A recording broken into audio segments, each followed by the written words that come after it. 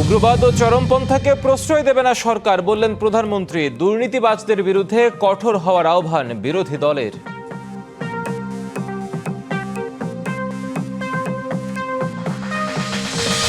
শাপলা চত্বর হত্যাকাণ্ডে প্রসিকিউশনের কাছে তদন্ত সংস্থা প্রতিবেদন জমা। শেখ হাসিনা, কামাল, ইনু, বেনজির সহ অভিযুক্ত ৪২।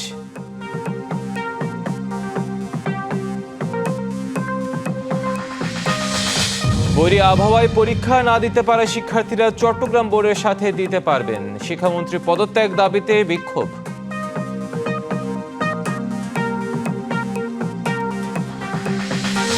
জুলাই শহীদ আবু সাইদ নিহতের ২ বছর আজ। বৈষম্যহীন রাষ্ট্রের স্বপ্ন এখনো অধরা। বেদনা, ক্ষোভ, অপূর্ণতার দীর্ঘশ্বাস স্বজন সহযোদ্ধাদের। রাজা আসে রাজা যায়, রূপ বদলায় না ঢাকার ফুটপাতের। হকারদের দৌরাত্ম্য, চাঁদাবাজির লাগাম টানতে চায় ২ সিটি কর্পোরেশন।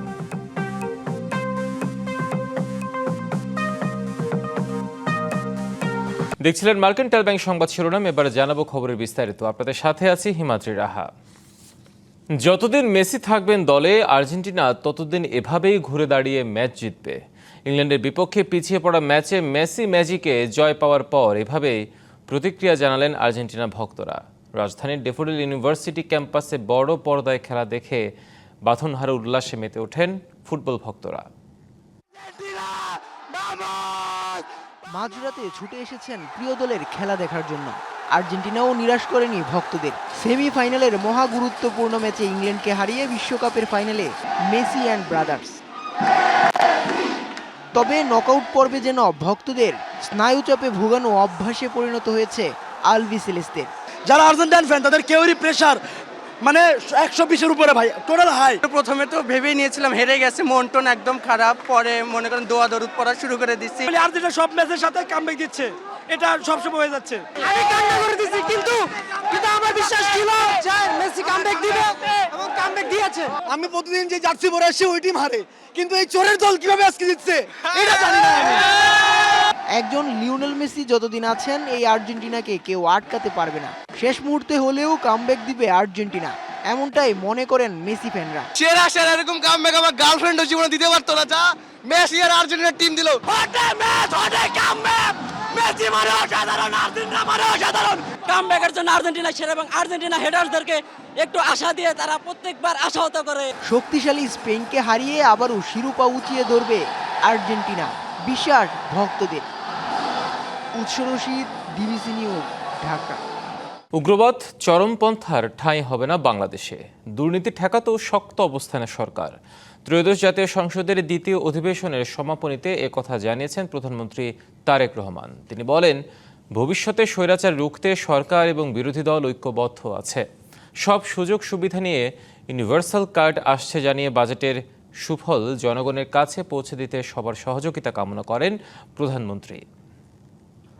সমাপনী বক্তব্য রাখার জন্য আহ্বান জানাচ্ছি। ত্রয়োদশ জাতীয় সংসদের দ্বিতীয় অধিবেশনে সমাপনী বক্তব্য দেন প্রধানমন্ত্রী তারেক রহমান। আমরা এমন একটি বাংলাদেশ গড়ে তুলতে চাই যেখানে রাষ্ট্র এবং সরকার হবে জনগণের কাছে জবাবদিহিমূলক। জনগণের কাঙ্ক্ষিত এবং জনবান্ধব বাজেট হয়েছে, যা নিয়ে দেশকে এগিয়ে নিতে সরকারি পদক্ষেপ তুলে ধরেন প্রধানমন্ত্রী। এই বাজেটটি অনেকটাই জনবান্ধব।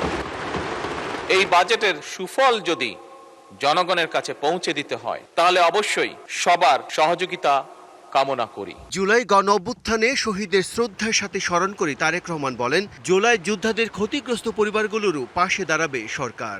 দেশ স্বাধীনে যারা জীবনকে উৎসর্গ করেছেন, যারা আহত হয়েছেন, সেই সকল মুক্তিযোদ্ধাদের যেমন আমরা এখনো ঋণ শোধ করছি, সেভাবে 17 বছর ধরে যে সকল রাজনৈতিক কর্মী বিভিন্ন দলের তারা যেভাবে নিজেদেরকে উৎসর্গ করেছেন, ক্ষতিগ্রস্ত হয়েছেন, ঠিক একইভাবে জুলাই যোদ্ধা যারা নিজেদেরকে উৎসর্গ করেন, যারা ক্ষতিগ্রস্ত হয়েছেন, আমরা সরকারের পক্ষ থেকে সিদ্ধান্ত গ্রহণ করেছি এই সকল মানুষের পাশে রাষ্ট্রীয় অর্থনৈতিক অবস্থা বিবেচনা করে আমরা তাদের পাশে দাঁড়াবো। মাননীয় স্পিকার, ফ্যাসিস্ট সরকারের সময় $16 বিলিয়ন পাচার হয়েছে, 3 লাখ কোটি টাকা হরিলুট করা হয়েছে বিদ্যুৎ খাতে। এই তথ্য জানিয়ে প্রধানমন্ত্রী বলেন, দুর্নীতি প্রতিরোধে বদ্ধপরিকর তার সরকার। আমরা দেখেছি স্বৈরাচারের সময় কিভাবে প্রতি বছর এই দেশ থেকে $16 বিলিয়ন পাচার করে দেওয়া হয়েছে, যার ফলে এই দুর্নীতিকে যে কোনোভাবেই হোক, সেটি হাত বেঁধেই হোক, টুটি চেপেই হোক, যে কোনোভাবে নিয়ন্ত্রণ করতে বর্তমান সরকার মানুষের বদ্ধপরিকর। তারেক রহমান বলেন, ভবিষ্যতে আর কেউ যাতে স্বৈরাচার হয়ে উঠতে না পারেন সেজন্য ঐক্যবদ্ধ সবাই। জোর দেন উগ্রবাদ দমনের উপরও। মাননীয় স্পিকার, এই বাংলাদেশ আর যাতে কখনো কোনোভাবেই ফ্যাসিবাদ স্বৈরাচার মাথা চাড়া দিয়ে উঠতে না পারে, আর যাতে আমাদের এই প্রিয় মাতৃভূমি তাবেদারি রাষ্ট্রে পরিণত হতে না পারে, মাননীয় স্পিকার, এই প্রশ্নে আমরা সংসদে বিরোধী দল এবং সরকারি দল আমাদের মধ্যে রয়েছে জাতীয় ঐক্য, এবং যে কোনো মূল্যে এই জাতীয় ঐক্য অটুট এবং বজায় থাকবে ইনশাআল্লাহ। মাননীয় স্পিকার, ঋণ নির্ভরতা থেকে বেরিয়ে বিনিয়োগ নির্ভর অর্থনীতি গড়ার উদ্যোগের কথাও জানান প্রধানমন্ত্রী তারেক রহমান। ধন্যবাদ মাননীয় সংসদ নেতা, বিরোধী দলের নেতা এবং সমস্ত সংসদ সদস্যদেরকে। Bijan Kumar Das, DBC news, Dhaka. দুর্নীতিবাজদের হাতকড়া পরাতে সরকার প্রধানের কাছে আহ্বান জানিয়েছেন বিরোধী দলের নেতা ডাক্তার শফিকুর রহমান। ত্রয়োদশ জাতীয় সংসদের দ্বিতীয় অধিবেশনের সমাপনী বক্তব্যে তিনি আহ্বান জানান। এ সময় তিনি আরও বলেন, সংসদ সদস্যরা যদি দুর্নীতির পৃষ্ঠপোষক না হন তাহলে বাংলাদেশ থেকে দুর্নীতি বিদায় করা সম্ভব। ঢাকার জলাবদ্ধতা জাতির জন্য লজ্জাজনক বলে মন্তব্য করেন ডাক্তার শফিকুর রহমান। দীর্ঘস্থায়ীভাবে জলাবদ্ধতা নিরসনে একটি কার্যকর ব্যবস্থা নিতে সরকারের প্রতি আহ্বান জানান তিনি। বিরোধী দলের সংসদ সদস্যদের ন্যায্য প্রাপ্তি থেকে বঞ্চিত করা হচ্ছে বলে সংসদে অভিযোগ তোলেন বিরোধী দলের নেতা। দুর্নীতির পৃষ্ঠপোষক যদি এই সংসদ না হয়, আমি অ্যাবসলিউটলি কনফিডেন্ট বাংলাদেশ থেকে দুর্নীতি কানে ধরে বিদায় নেবে। আমরা আপাতত চাচ্ছি দুর্নীতির হাত চেপে ধরেন এবং হাতের মধ্যে কড়া লাগাই দেন, হ্যান্ডকাপ পরাই দেন, দিয়ে বলেন যে আর বাড়াবাড়ি করলে পায়েও তোমাকে ক্রস বেড়ি লাগাই দেব। এরপরে যদি আর বাড়াবাড়ি করো তাইলে ঠিকই মুখে তালা দিয়ে দেব। শাপলা চত্বর হত্যাকাণ্ডের তদন্ত প্রতিবেদন প্রসিকিউশনের কাছে জমা দিয়েছে তদন্ত সংস্থা। শেখ হাসিনা, আসাদুজ্জামান খান কামাল, হাসানুল হক ইনু, বেনজির আহমেদ ও ডিবি হারুন সহ অভিযুক্ত করা হয়েছে ৪২ জনকে। এর আগে চিফ প্রসিকিউটর আমিনুল ইসলাম জানিয়েছেন, ২১শে জুলাই থেকে ট্রাইব্যুনালের বিচার কাজ চলবে। শাহবাগের আন্দোলনের বিপরীতে ব্লগারদের শাস্তির দাবিতে ২০১৩ সালের ৫ মে মতিঝিলের সমাবেশের ডাকে সমাবেশটাকে হেফাজতে ইসলাম। সেদিন সেই সমাবেশ ঘিরে পুরো মতিঝিল এলাকায় ব্যাপক সহিংসতা আর তাণ্ডব চলে। পরে সেই রাতে যৌথ অভিযান চালিয়ে তাদের মতিঝিল থেকে সরানো হয়। ২৪-এর আন্দোলনে আওয়ামী লীগ সরকারের পতনের পর ২০২৪ সালের ২০শে আগস্ট শাপলা চত্বরের ঘটনা নিয়ে ট্রাইব্যুনালে একটি অভিযোগ জমা পড়ে। গত ৩রা মে আন্তর্জাতিক অপরাধ ট্রাইব্যুনালের তদন্ত সংস্থা ওই ঘটনায় ৩২ জনের প্রাণহানির তথ্য দিয়েছিল। বৈরী আবহাওয়ার কারণে যারা এইচএসসি পরীক্ষা দিতে পারেননি তারা চট্টগ্রাম বোর্ডের সাথে পরীক্ষা দিতে পারবেন। জাতীয় সংসদে তথ্য জানিয়েছেন শিক্ষামন্ত্রী আ.ন.ম এহসানুল হক মিলন। বিশেষ বিবেচনায় এই সুযোগ দেওয়া হয়েছে বলেও জানান তিনি।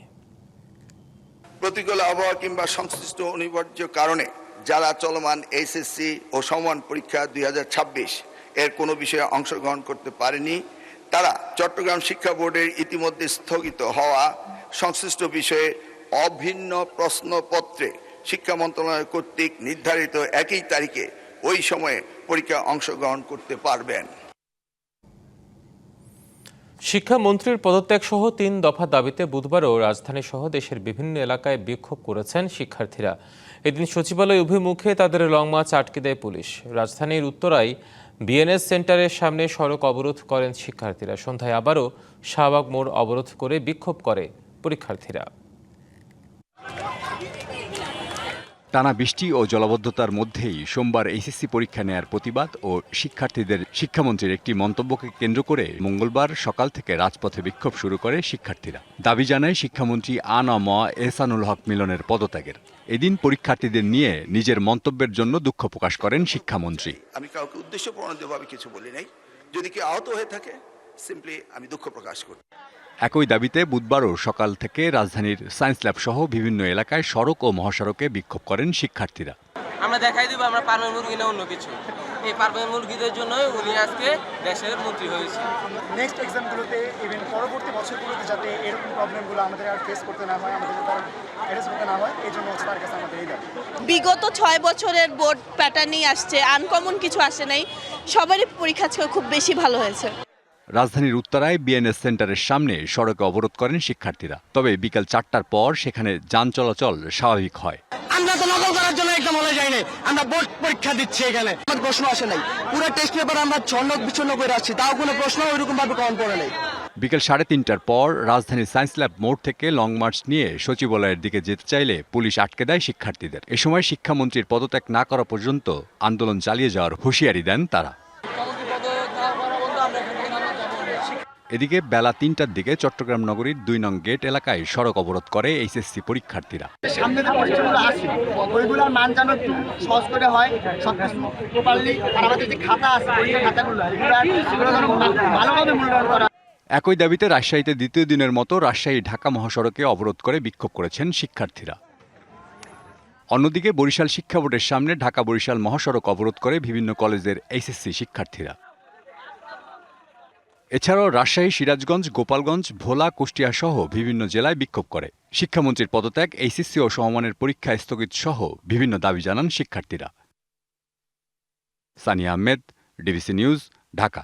রাজা আসে রাজা যায়, ঘটে ক্ষমতার পালাবদল, কিন্তু রূপ বদলায় না ঢাকার 2 সিটি কর্পোরেশনের ফুটপাতের। নগরবাসীর চলাচলের জন্য যে ফুটপাত, সেখানে রীতিমতো রাজত্ব চালায় প্রায় 4 লাখ হকার। এ নিয়ে চলে দখল বাণিজ্য, চাঁদাবাজি। বিশৃঙ্খল ফুটপাত আর হকারদের নিয়মের মধ্যে আনার উদ্যোগ নিয়েছে 2 সিটি প্রশাসন।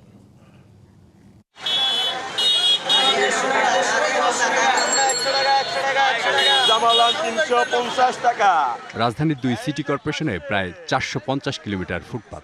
বিশ্ব ব্যাংক ও আইসিডিডিআরবির গবেষণা বলছে, এই ফুটপাতে রীতিমতো রাজত্ব করে প্রায় 4 লাখ হকার। এই হকারদের জিম্মি করে প্রভাবশালী সিন্ডিকেট প্রতিদিন হাতিয়ে নিচ্ছে 15 থেকে 20 কোটি টাকা, যা বছরে দাঁড়ায় 5,500 কোটি টাকার এক বিশাল কালোবাজারি বাণিজ্যে। ফুটপাতে হকারদের দৌরত্ব দুর্ভোগ বাড়ছে নগরবাসী। যানজটে প্রতিদিন নষ্ট হচ্ছে প্রায় 50 লাখ কর্মঘণ্টা, যার বার্ষিক অর্থনৈতিক ক্ষতি প্রায় 40,000 কোটি টাকা। বহুকালের সংকট সমাধানে এবার যৌথভাবে মাঠে নেমেছে ঢাকার 2 সিটি কর্পোরেশন। প্রকৃত হকার চিহ্নিত করে আইডি কার্ড ও এলাকাভিত্তিক পুনর্বাসনের রূপরেখা তৈরি করছে 2 প্রশাসক। মেইন যে রাস্তাগুলো আছে ফুটপাত, সেখানে না বসার জন্য অনিচ্ছায়িত করে আমরা তাদেরকে বলেছি যেখানে জনদুর্ভোগ হবে না, হাঁটা চলাচল পাবে, সেখানে আপনারা যাবেন। আমরা তো অনেক উচ্ছেদ করেছি, তো মানবিক কারণে আমরা এই বিষয়গুলো উদ্যোগ নিয়েছি। হয়তো একটু সময় লাগছে, একটু জায়গাগুলো দেখছি, হয়তো বা খুব শর্ট টাইমের মধ্যে তাদের আরও 200 বা 250 অস্থায়ী পুনর্বাসন যেটা, সেটাকে আমরা করে ফেলবো। যে কেউ ইচ্ছা করলে একটা ভ্যান নিয়ে নেমে যাচ্ছে।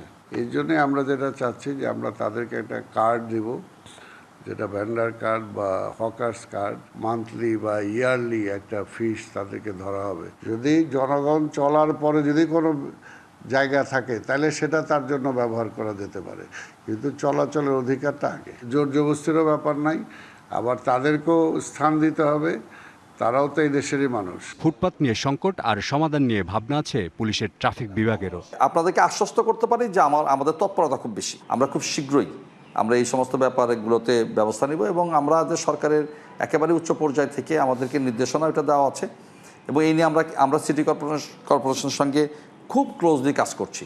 তবে পর্যাপ্ত নাগরিক সুবিধাহীন যে কোনো উদ্যোগকে প্রহসন বলছেন নগর পরিকল্পনাবিদ। শঙ্কা, সুসমন্বিত মহাপরিকল্পনা না থাকলে এটি চাঁদাবাজি নতুন ক্ষেত্র তৈরি করবে। ফুটপাতের সঙ্গে হকারের কোনো সম্পর্ক নেই, পদচারীর সঙ্গে হকারের সম্পর্ক রয়েছে অবিচ্ছিন্ন, নিরবিচ্ছিন্ন।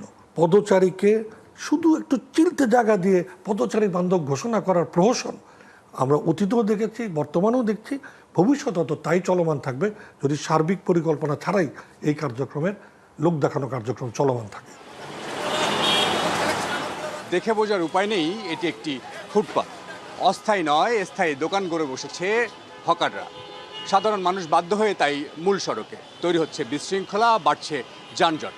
সাধারণ মানুষের প্রশ্ন, শুধু দায়িত্বশীলের আশ্বাস নয়, কবে ফিরে পাবে এই ফুটপাত।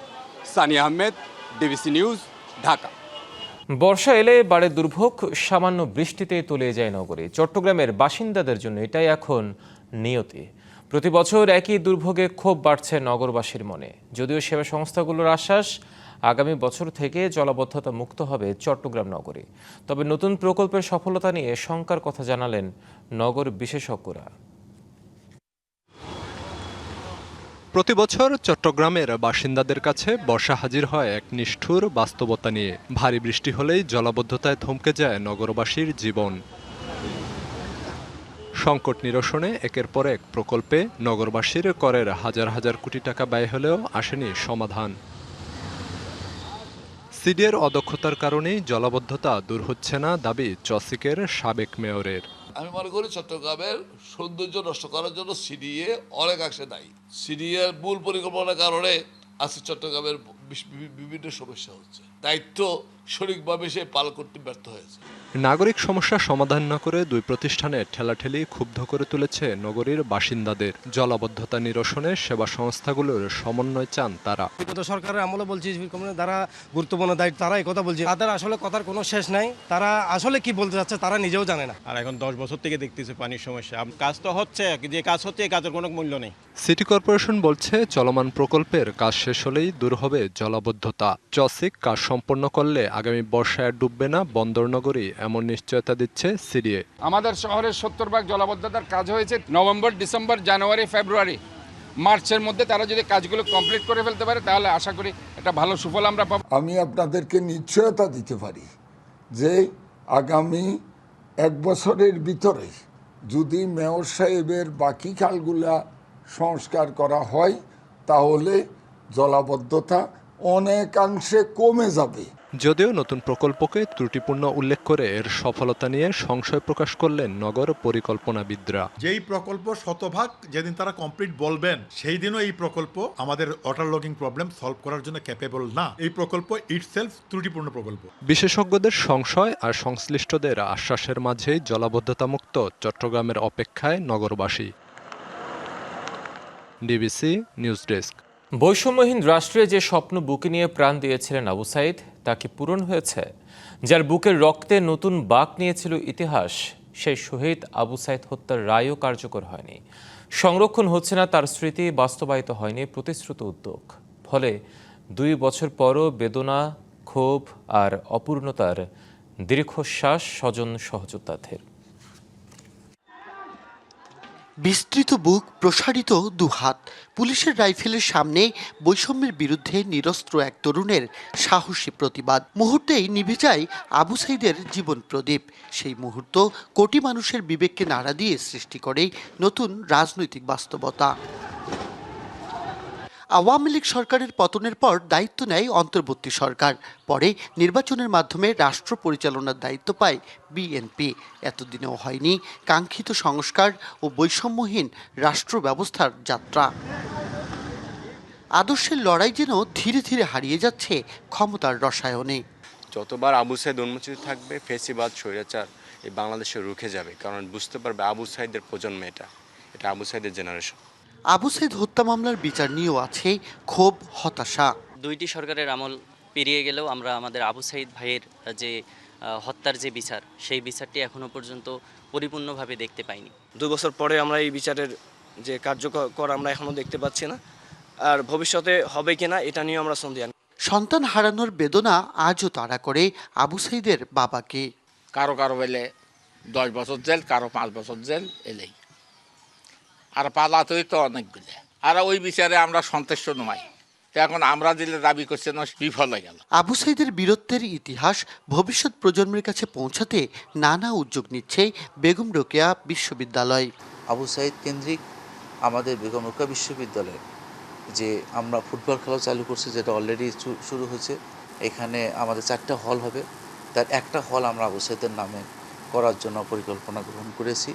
2024-এর 16 জুলাই কোটা সংস্কার আন্দোলনের উত্তাল সময়ে রংপুরে বেগম রোকেয়া বিশ্ববিদ্যালয়ের ইংরেজি বিভাগের 4র্থ বর্ষের শিক্ষার্থী আবু সাইদ পুলিশের গুলিতে নিহত হন। তার মৃত্যু শুধু একটি প্রাণহানি ছিল না, হয়ে ওঠে আন্দোলনের স্ফুলিঙ্গ। 2 বছর আগে ঠিক এই দিনেই রংপুরের মাটিতে লেখা হয়েছিল প্রতিবাদ, সাহস আর আত্মত্যাগের এক অবিস্মরণীয় ইতিহাস। কিন্তু শহীদ আবু সাইদের রক্তে জেগে ওঠা সেই প্রশ্ন আজও রয়ে গেছে। বিচার কতদূর আর বৈষম্যহীন বাংলাদেশের সেই স্বপ্ন কতটা পূর্ণতা পেয়েছে? Majed Masud, DBC news, Pirganj, Rangpur. July গণঅভ্যুত্থানে চট্টগ্রামের প্রথম শহীদ ওয়াসিম আকরাম। বৈষম্য বিরোধী ছাত্র আন্দোলনে চট্টগ্রামের মুরাদপুর এলাকায় পুলিশের গুলিতে মারা যান তিনি। 2 বছর ধরে ছেলের স্মৃতি আঁকড়ে বেঁচে আছেন মা। এই তরুণের মৃত্যুবার্ষিকীতে বিএনপি সহ বিভিন্ন রাজনৈতিক দল শ্রদ্ধা নিবেদন, স্মরণ সভা ও দোয়া মাহফিলের আয়োজন করেছে। 2024-এর 16 জুলাই বেলা 3টা চট্টগ্রামের মুরাদপুর এলাকা তখন রণক্ষেত্র। আন্দোলনকারীদের সঙ্গে চলতে থাকে ছাত্রলীগ ও পুলিশের সংঘর্ষ। পুলিশের লাঠিপেটা, গুলি, ককটেল বিস্ফোরণ আর ধাওয়া পাল্টা ধাওয়ায় আতঙ্ক ছড়িয়ে পড়ে। সংঘর্ষের মাঝেই বুলেটের আঘাতে শহীদ হন চট্টগ্রাম কলেজের শিক্ষার্থী ওয়াসিম আকরাম। চট্টগ্রাম কলেজ ছাত্রদলের আহ্বায়ক কমিটির সদস্য ছিলেন ওয়াসিম। বৈষম্যহীন গণতান্ত্রিক ও অধিকার ভিত্তিক বাংলাদেশের প্রত্যাশায় সক্রিয় হন বৈষম্যবিরোধী ছাত্র আন্দোলনে। কোটা সংস্কার আন্দোলন যখন গণ অভ্যুত্থানের রূপ নিতে শুরু করে তখনও রাজপথেই ছিলেন ওয়াসিম। শেষ পর্যন্ত সেই আন্দোলনেই প্রাণ দেন এই তরুণ। ওয়াসিম নেই এ সত্য আজও মেনে নিতে পারেননি মা জ্যোৎস্না বেগম। প্রতিদিন ছেলের রেখে যাওয়া স্মৃতিই যেন তার একমাত্র সঙ্গী। টাকাদের পয়সাদের হবে হিন্দি সেই দেশ সেদের বাদ না কিছু না একমাত্র আর পর একটা চেহারা দেখি না আর তো ব্যাকিম বলে যাইতে হর মাপ পালি ব্যাকিম বলে যাইতো ছবি চাইলে আর বলে জাগাড়ি জাগই। আড্ডা, আন্দোলন আর একসঙ্গে দেখা স্বপ্নের প্রতিটি স্মৃতিতে আজও আছেন ওয়াসিম। তার বিচারের দাবি জানাচ্ছি সহযোদ্ধা হিসাবে। যারা তার মৃত্যুর সাথে জড়িত, যারা তাকে পরিকল্পিতভাবে হত্যা করছে, যারা জড়িত তাদের সর্বোচ্চ শাস্তি। তার আত্মত্যাগ ও জুলাই আগস্ট জুড়ে শহীদদের স্মরণে নানা কর্মসূচি নিয়েছে মহানগর বিএনপি। ওয়াসিম আকরাম চট্টগ্রামের মুরাদপুরে প্রথম শহীদ হয়েছেন। প্রথম শহীদকে আমরা স্মরণ করার জন্য আমরা হয়তো বা আলোচনা সভা এবং এটাকে স্মরণীয় করে রাখার জন্য ইতিমধ্যে আমরা কিছু কর্মসূচি নিয়েছি। পুরো জুলাই আগস্টের যে আন্দোলন সেটাকে আমরা সমুন্নত রাখার চেষ্টা করছি। ওয়াসিম হত্যা মামলার সুষ্ঠু তদন্ত ও জড়িতদের সর্বোচ্চ শাস্তি নিশ্চিতের দাবি পরিবারের সদস্যদের। DBC news desk. পাহাড়ি ঢলে তছনছ সুনামগঞ্জের তাহিরপুর উপজেলার সীমান্তবর্তী কয়েকটি গ্রাম। তীব্র স্রোতে বিধ্বস্ত বহু ঘরবাড়ি। ঢলের পানির সাথে আসা বালুতে নষ্ট হয়েছে বিস্তীর্ণ ফসলি জমি। রাস্তাঘাট ভেঙে বন্ধ অনেক এলাকার সড়ক যোগাযোগ। ক্ষতিগ্রস্তদের সরকারি সহায়তার পাশাপাশি সমস্যার স্থায়ী সমাধানে ছড়া পুনর্খননের দাবি স্থানীয়দের। বালুতে ঢেকে আছে বিস্তীর্ণ ফসলের জমি। কোনো কোনো জমিতে প্রায় 1 ফুট বালুর আস্তরণ পড়েছে। সুনামগঞ্জের তাহিরপুরের ভারত সীমান্তবর্তী এলাকার দৃশ্য এটি। ঢলের সাথে নেমে আসা বালুতে ঢেকে গেছে শত শত একরের ফসলি জমি। চাষাবাদ নিয়েই এখন তৈরি হয়েছে শঙ্কা। পাহাড়ি ঢলে আয়া এদের জমিন সব নষ্ট হয়েছে, ফসলের জমিন প্রায় 1000 বিঘা জমি পাহাড়ি ঢলে বালু পড়া নষ্ট হয়ে গেছে, আমরা আবাদ করতে পারি না। তীব্র পাহাড়ি স্রোতের তাণ্ডব চলে লোকালয়েও। কোথাও ধসে গেছে ঘর, কোথাও পুরো বাড়ি ভেসে গেছে স্রোতে। ঘর বাড়ির জন্য কি অবস্থা করছে আমরা থাকবার মতো পারবো না। আবার মানুষের বাড়ি 10,000 টাকা খরচ কইরা 22 মাস কিনা টিন ফালটাই হে ভাই তার এক বাইত নিচ্ছি, মানে মানুষের বাইত কেটে সারা বছর থাকবা লাগে দিব, মানে এটা যাও কষ্ট করে রাখছি এটা ভাঙা নিচ্ছি। বড় ভাঙিয়া খুঁজে নিছে গা, আমরা দুদিন রয়েছি রান্না খাওয়াই। তীব্র স্রোতে ক্ষতিগ্রস্ত বহু রাস্তা, বন্ধ অনেক এলাকার সড়ক যোগাযোগ। উত্তর শ্রীপুর ইউনিয়নের চারাগাঁও, বাঁশতলা, মাইঝাটি, জঙ্গলবাড়ি, লাখমা, লালঘাট, চাঁদপুর ও কলাগাঁও গ্রামে ক্ষতচিহ্ন বেশি দৃশ্যমান। ক্ষতিগ্রস্ত বাসিন্দারা চাইছেন সরকারি সহায়তা, পাশাপাশি সমস্যার স্থায়ী সমাধানে ছড়াগুলো খননের দাবি তাদের। আমরা হাড়ি পাতিল চাইল 8 বাজার যা আছে কাপড় লতা কেতাবালি সম্পূর্ণ আমরা পানি লয়ে গেছে গা। হাতুড়ে সাতুড়ে এইদিকে সেদিকে গেছে গা, মানুষের গাছের মাঝে উঠে বয়ে লইছে। পরিস্থিতি পর্যবেক্ষণ করে প্রয়োজনীয় ব্যবস্থা নেওয়ার আশ্বাস জেলা প্রশাসনের। আচ্ছা, এটা আমি এখন জানলাম, তাহলে আমি এটা আমাদের সংশ্লিষ্ট যে উপজেলা নির্বাহী অফিসার আছে আমরা তাকে নির্দেশনা দিব এই বিষয়ে প্রয়োজনীয় জরুরি ব্যবস্থা গ্রহণ করার জন্য। ঘুরে দাঁড়াতে এখন দ্রুত সরকারি সহায়তা আর স্থায়ী সমাধানের অপেক্ষায় সীমান্তের ক্ষতিগ্রস্ত বাসিন্দারা। DBC news desk. President Donald ট্রাম্পের হুমকির কড়া জবাব দিলেন ইরানের প্রেসিডেন্ট মাসুদ পেজেশকিয়ান। জানান ইরানের প্রতিটি ইঞ্চি ভূখণ্ড রক্ষায় দেশ প্রস্তুত। অন্যদিকে কোনো বাস্তব সুবিধা না পেলে সমঝোতা স্মারক মেনে চলার কোনো কারণ নেই বলে মন্তব্য করেছেন ইরানের পার্লামেন্ট স্পিকার বাঘের গালিবাফ। টেলিগ্রামে প্রকাশিত এক বিবৃতিতে গালিবাফ বলেন, শত্রুর যে কোনো আগ্রাসনের জবাব দিতে ইরানের সশস্ত্র বাহিনী সম্পূর্ণ স্বাধীনভাবে পদক্ষেপ নিতে প্রস্তুত। এদিকে ইরানের প্রেসিডেন্ট মাসুদ পেজেশকিয়ান জাতীয় ঐক্য বজায় রাখার আহ্বান জানিয়েছেন। তিনি বলেন, ইরানের প্রতিটি ইঞ্চি ভূখণ্ড রক্ষায় দেশ প্রস্তুত। অন্যদিকে পেনসিলভানিয়ায় এক অনুষ্ঠানে মার্কিন প্রেসিডেন্ট ডোনাল্ড ট্রাম্প বলেন, ইরান যুক্তরাষ্ট্রের সঙ্গে সমঝোতা করতে চায়, তবে আলোচনা হবে নাকি অন্য কোনো পথ বেছে নেওয়া হবে সেই সিদ্ধান্ত নেবে ওয়াশিংটন। এদিকে মার্কিন সেন্ট্রাল কমান্ড সেন্টকম জানিয়েছে, হরমুজ প্রণালী দিয়ে চলাচলকারী বাণিজ্যিক জাহাজের নিরাপত্তা নিশ্চিত করতে আরেক দফা বিমান হামলা চালানো হয়েছে। তাদের দাবি, হামলার লক্ষ্য ছিল ইরানের সামরিক সক্ষমতা দুর্বল করা। এর আগে একই দিনের বেলাতেও ইরানে হামলা চালায় মার্কিন বাহিনী। সংবাদ এই ছিল এখনকার মতো। ডিবিসি নিউজের সংবাদগুলো পড়তে ভিজিট করুন dbcnews.tv আর ভিজিট করুন ডিবিসির ফেসবুক পেজ এবং ইউটিউব চ্যানেল। সঙ্গে থাকুন।